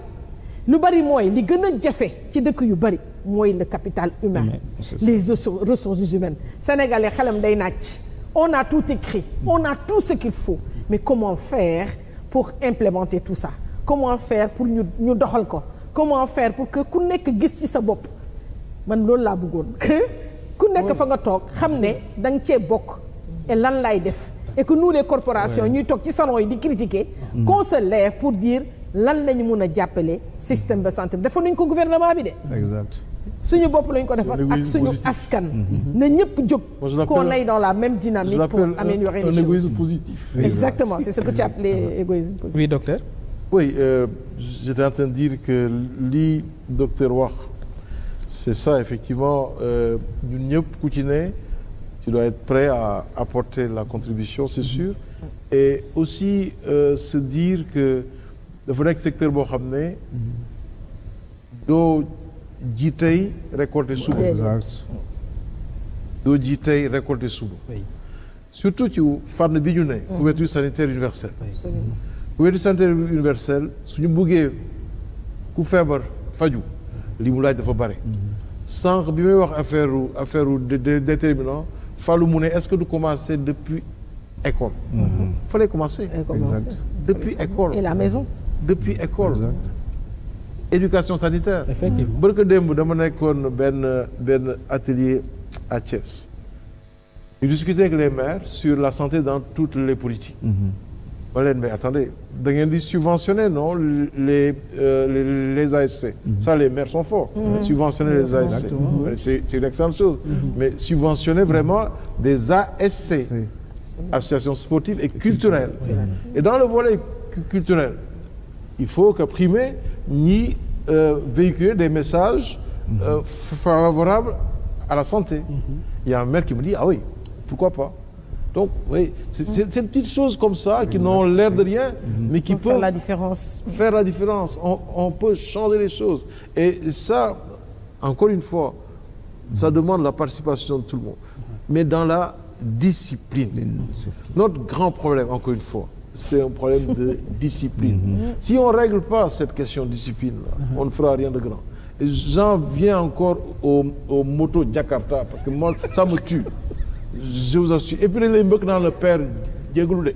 Oui. Donc ils sont 3 ou 4 sur la moto. Et ça met en insécurité tout le monde. Maintenant, il y a un point dont je n'ai pas parlé. C'est la question de réforme encore et du financement de la santé. Vous voyez par exemple, l'imputation budgétaire. Oui.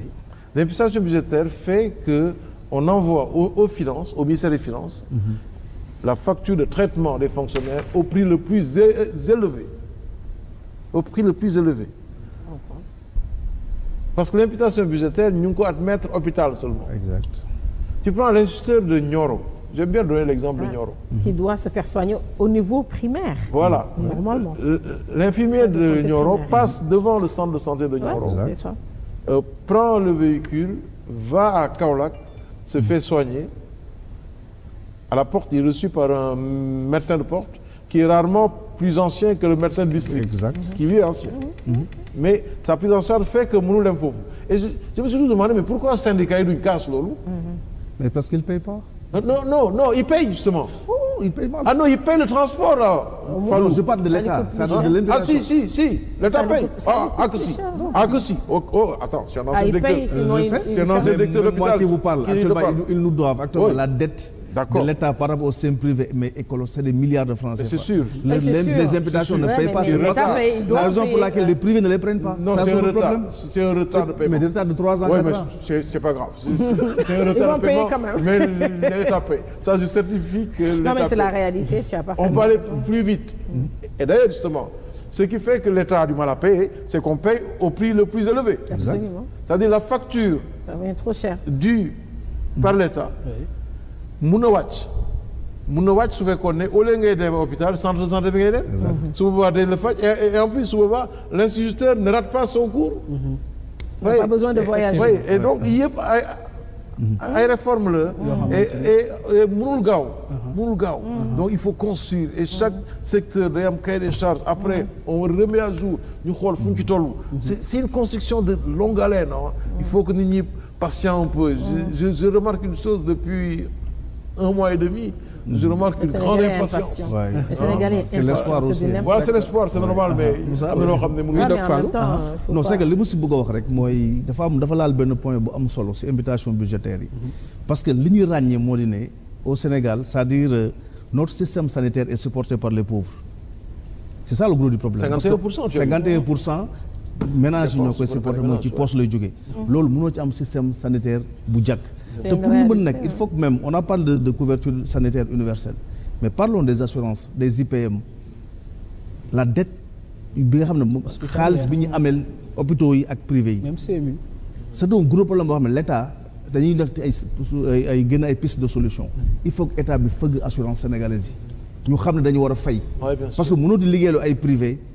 loolu si groupe bi si ñëpp ngi koy kaas c'est pas normal man j'ai pas peur d'en parler parce que c'est les plus mauvais payeurs ils font travailler les médecins ils ne les payent pas ou bien ils les payent mal et ça c'est pas normal dans un pays qui veut se développer parce que gis nga médecine bi ñuy wax nii waxuñu ay médecine u jaare vomissement on parle de la médecine à haute valeur ajoutée problème mu sénégalais nekkul ci feebar am biir buy daw wala nga am siburu dem faju ji quand je dois faire un scanner.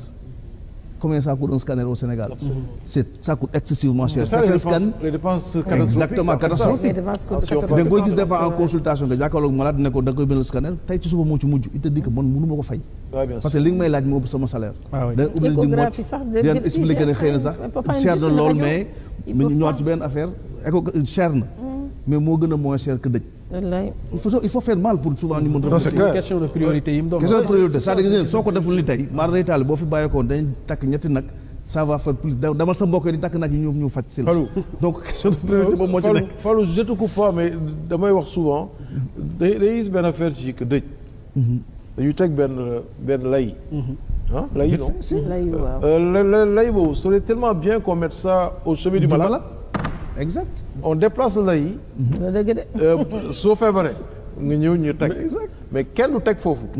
par contre bu nit ki gaañoo. l'argent sort. daa day ñëw sànni fi.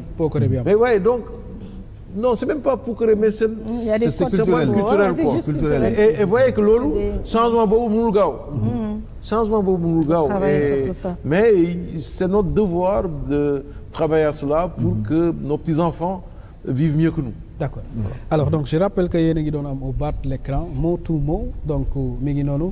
Je pense que ci kanam tuuti donc Ami dinañu jox la réponse avec les lettres qui ont été composées donc je pense que ni docteur mi ngi ko doon wax sànq te jëm na ci am nañu Q am U am nañu E am nañu I am nañu T am nañu beneen E wala mën nañ ci yokk sax accent et je pense que ni dans l'exposé ñu ngi koy wax sànq pour corriger beaucoup d'inégalités donc et fexe ba démocratiser donc les soins yooyu yëpp am ci je pense que ni mooy équité jeex na donc équité bokk na ci li nga xamante ni ñu ngi koy xaar te bëgg nañ ko leneen li nga xamante ni mën nañ ko wax ak écho du mois dinañ ci daal di réfléchir et puis un ancien enfant de troupe et puis teg ci boobu ak léegi dañuy wax la santé militaire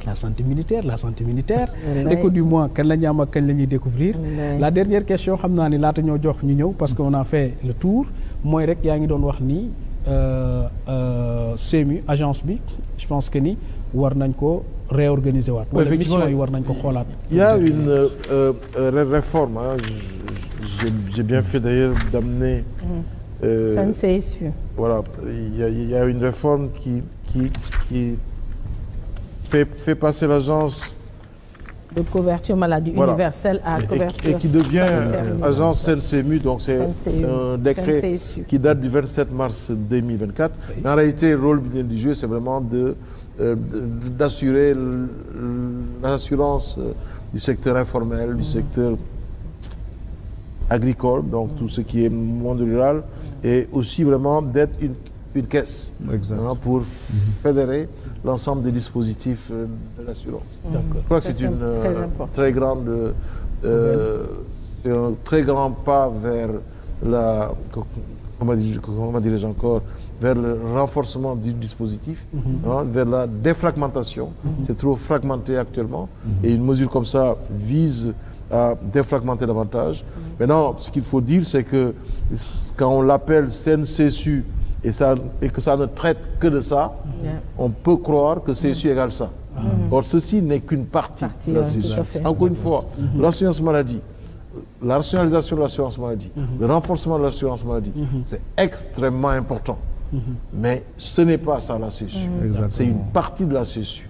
Et la CSU, encore une fois, de m'insister, Boubar, porte d'entrée CSU, d'où assurance. Porte d'entrée CSU, faj la. porte d'entrée CSU mooy prestation yu baax. gis nga sax ba nga ma ne nu ñuy def ba assurance maladie obligatoire am la laa la wax. xam nga waxuma yóbbu gaa yi au commissariat. dama ne nañ fexe ba prestation yu baax ba pare.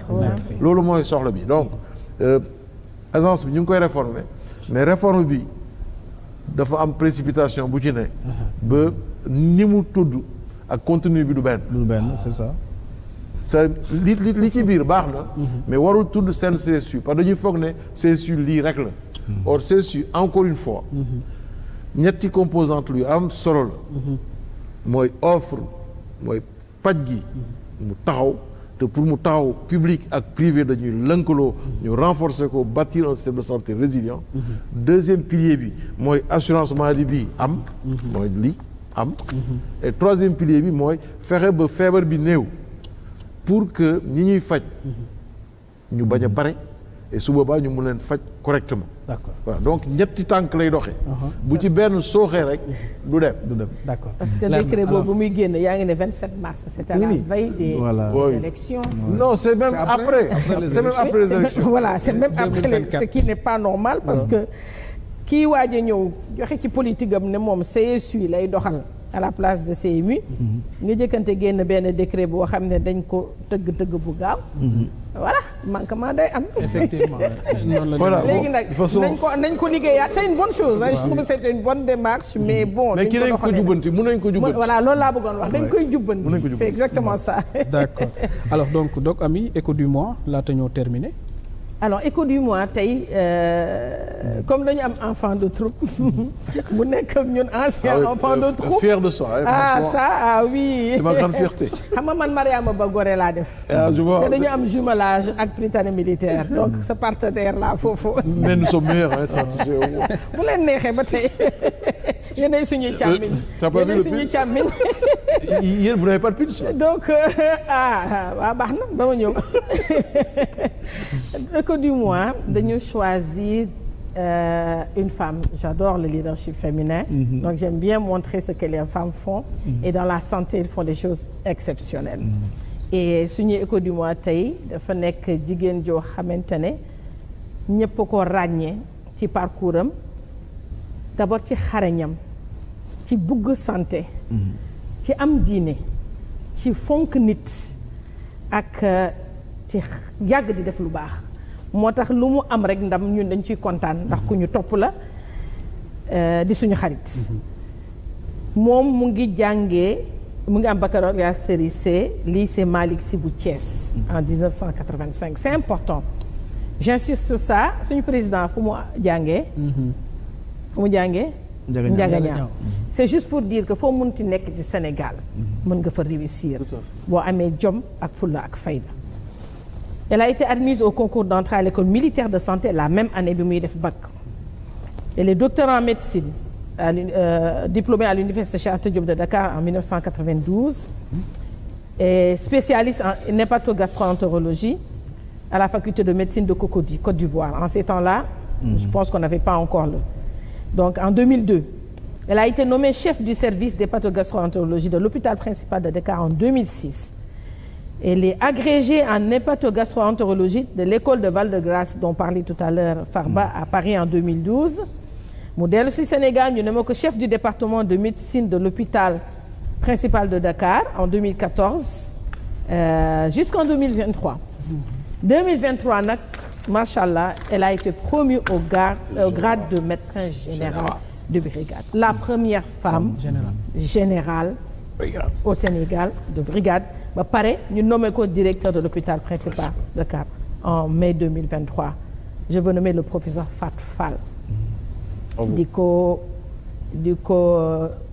sargal bëggoon ko sargal bëgg joxe exemple parce que nit ñi dañu soxla ay modèle dañu soxla royukaay te ñun suñu plateau dañuy bëgg di sargal ku def lu baax ak ku mel lu baax pour que les autres puissent copier donc yàlla na ko fi yàlla bàyyi mu ànd ak wér ak sutura et que yan bi du ma ne yàlla oyofal ko déedéet yan du oyof na diis gan mais na ci yàlla jàpp.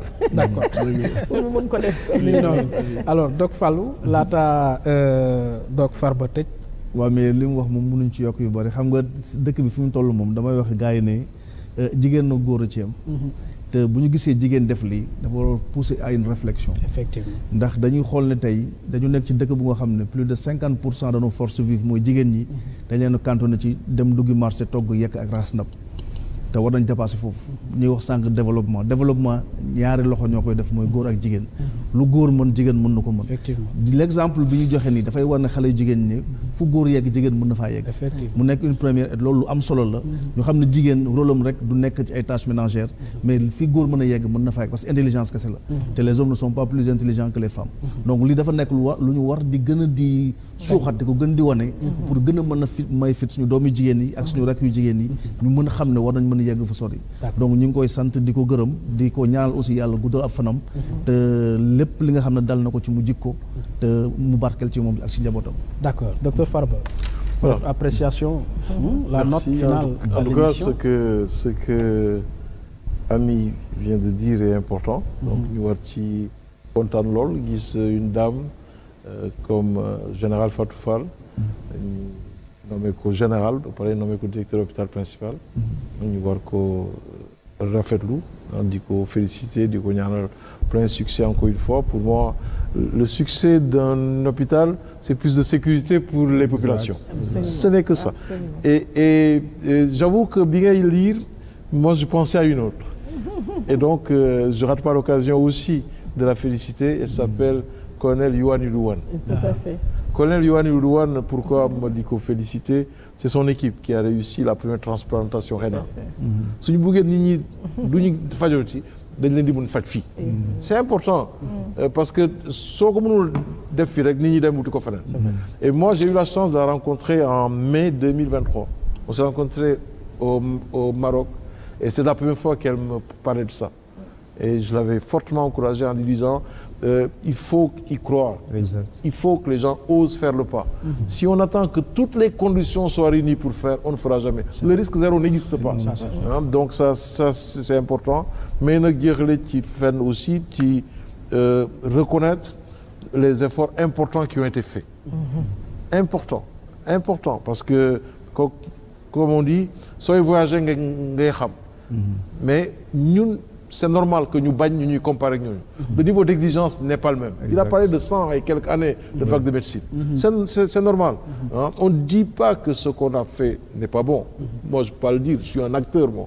Voilà. Donc, je crois que ñi nekk ci mbedd mi ñu naan baaxul. Mais bon, moi, j'aimerais bien les voir aux affaires. Hein?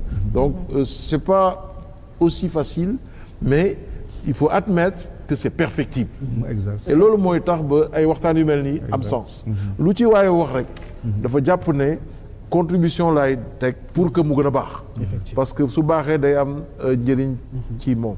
Et donc on doit continuer à avoir des échanges comme yu mel nii. di indi suñu contribution. Et loolu mooy pour man yëfu cadre. Exact. C'est-à-dire wax ne baaxul dafa yomb. mais soo mënul indi lu gën li ma am yaa xayti bàyyi ma dem ak moom. Donc et moi j'ai vu que c'est un plateau qui fait des contributions, qui fait des suggestions. ku ci déglu ak sa bloc-notes war nga fi mun jàpp au moins ñaar yëf yoo ne xaaral ma jéem au moins ñaar ñi. Et je crois que ça donne du sens à une rencontre comme celle-là. Il faut continuer comme ça et aussi s'attaquer à un problème bi nga xam ne docteur Ami wax na ko léegi. C'est le comportement aussi des personnels de santé. Effectivement. Le comportement bi dafa am solo lool. Je dis toujours aux gens bu doon faj mooy tax nit du dee kenn du dee. Mais dans un schéma normal war nga mën a ñëw jël ci sa corps dem seeti médecin bi ne ko merci. Convaincu qu'il a fait son maximum. Parce qu'en réalité loolu rek moo am solo. C'est très important. C'est important, je vous assure. Et des fois on n'a pas l'impression qu'on a fait le maximum. Mais malheureusement day am ci groupe 100% de baax amul fenn. Les 98% de bons dans tous les secteurs doivent s'efforcer à transformer les 2% en bons. Voilà. Pour ça duñu ragal cat. dañu naan cat mais 100% yu baax lu dañuy wut quoi. On veut que parce que plus le système de santé sera renforcé dans ce domaine, plus ça va nous rassurer. Et plus notre sécurité sera grande. D'accord, le message est fort. En tout cas ñu ngi koy sant di ko gërëm dès que ñu annoncé ko docteur Farba Lamine Sall ñun ñëpp donc on était enthousiaste et qu'on attendait lii nga xamante ni moom lay indi mu rawaat suñu njot kon encore une fois maa ngi la koy wax il me fait aimer sa filière c'est l'économie de la santé. Fallou di wax naan la santé de l'économie. Donc ak bu mu ci mënti doon dinañ la xool que ce soit muy CESAC wala muy à l'université pour xool aussi lan lañ ci mën a contribuer. Donc lii lañ leen indiloon donc Ami donc Fallou di leen sant di leen gërëm ak équipe technique bi ñu àndaloon donc di nuyu ci ruq bi suñ beneen waay docteur Oumou alors mi ngi noonu ziar ko di ko sant di ko gërëm moom it ci contribution yi ak yeneen yi nga xam ne mi ngi leen doon indi mbokk yi jërë ngeen jëf seen émission Police Santé mi ngo